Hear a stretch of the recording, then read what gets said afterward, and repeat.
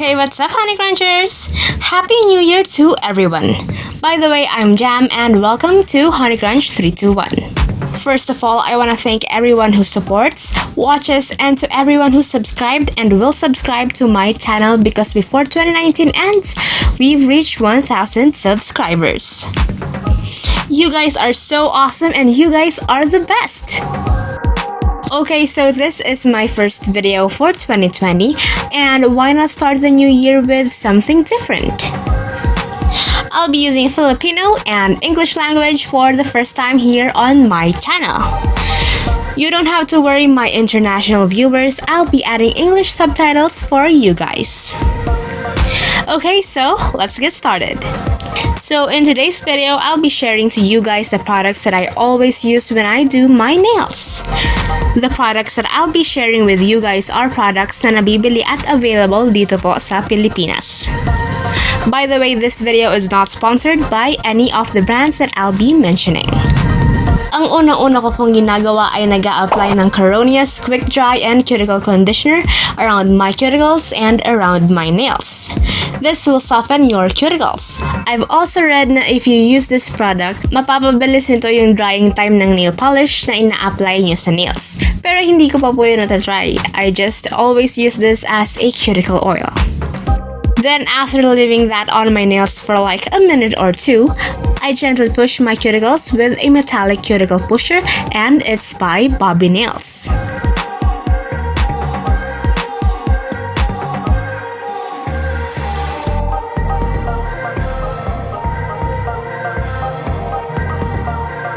Then po pagkatapos nun, if there are any hangnails, I use OMG's titanium nipper to cut them.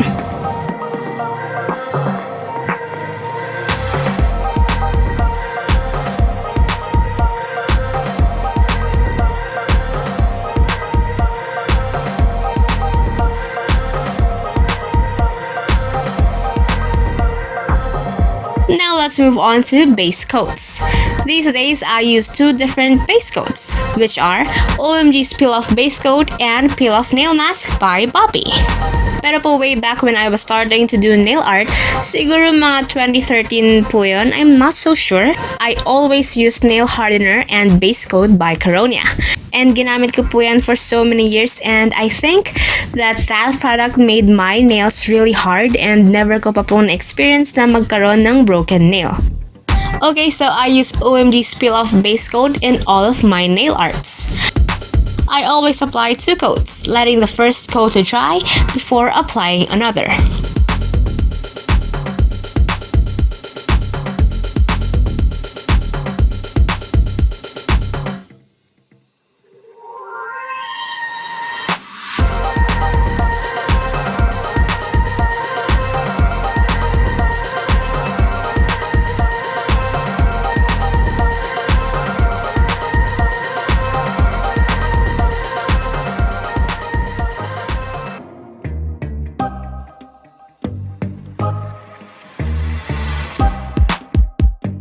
I love using this because I can keep my nail art peely and nilalagay ko po siya sa isang book.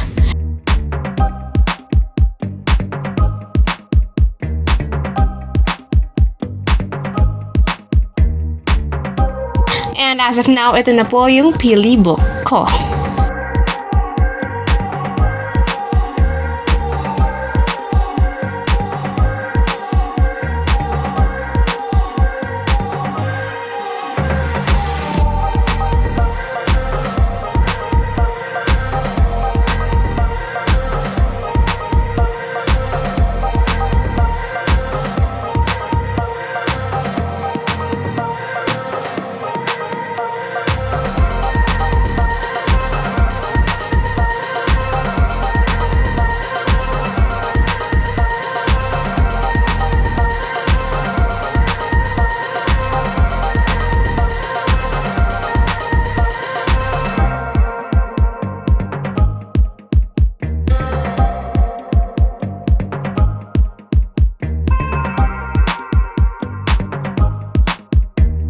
But when it comes to swatching nail polishes, especially nail polish collections, I use Peel Off Nail Mask by Bobby.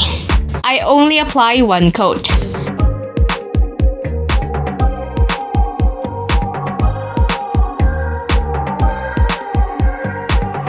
Then, after letting it to dry, ina-apply ko na po yung nail polish na isa-swatch ko.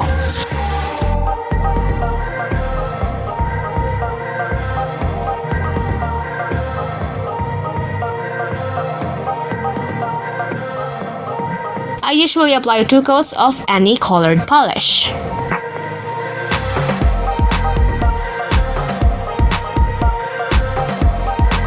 Then after that, you can easily peel it off. Minsan po, I use paper towel to take it off.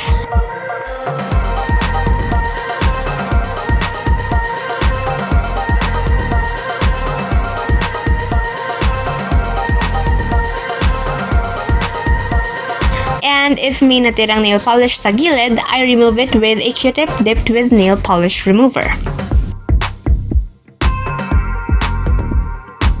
Now let's move on to top coats. I use 2 glossy top coat brands and 1 brand for a matte top coat. For glossy top coats, I use Extreme Gloss Gel Top Coat by Bobbi and Fast Dry Top Coat by Caronia. I use Extreme Gloss Gel Top Coat for all of my nail arts. I love this because it has a thick consistency and it really lasts long. And it doesn't smudge any stamping nail art designs.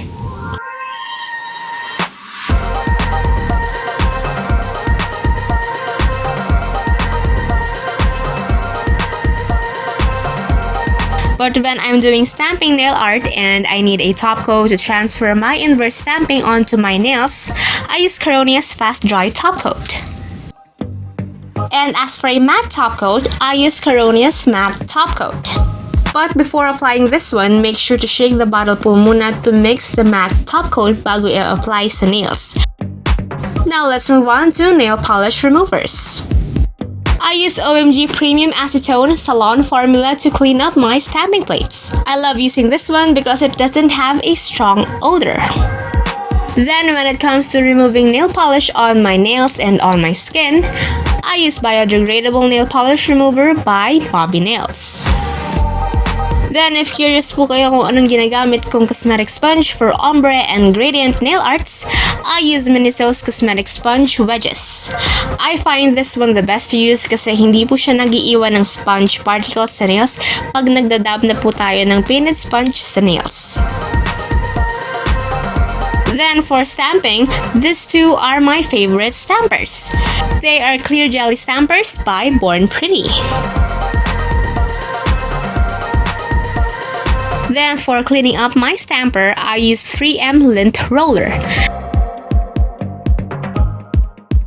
Then for freehand painting, I use brushes by OMG and Bobbi Nails. What else? Parang yun na lang naman po. If you have further questions, just leave them on the comment section, or if you have any suggestions or requests, kindly leave them below. Kung nagustuhan niyo po ang aking video ngayon, kindly hit the like button. If hindi pa po kayo nakaka-subscribe sa channel ko, I think it's time na po. So, don't forget to subscribe. And kindly share this video to your awesome friends. And don't forget to watch more videos on my channel. And follow me on Instagram to get the latest updates. Once again, Happy New Year, honeycrunchers, and thank you so much for subscribing. Up until now, I can't believe that we just hit 1,000 subscribers. And that's it for today, guys. Thank you so much for watching, and I'll see you on my next video. Bye!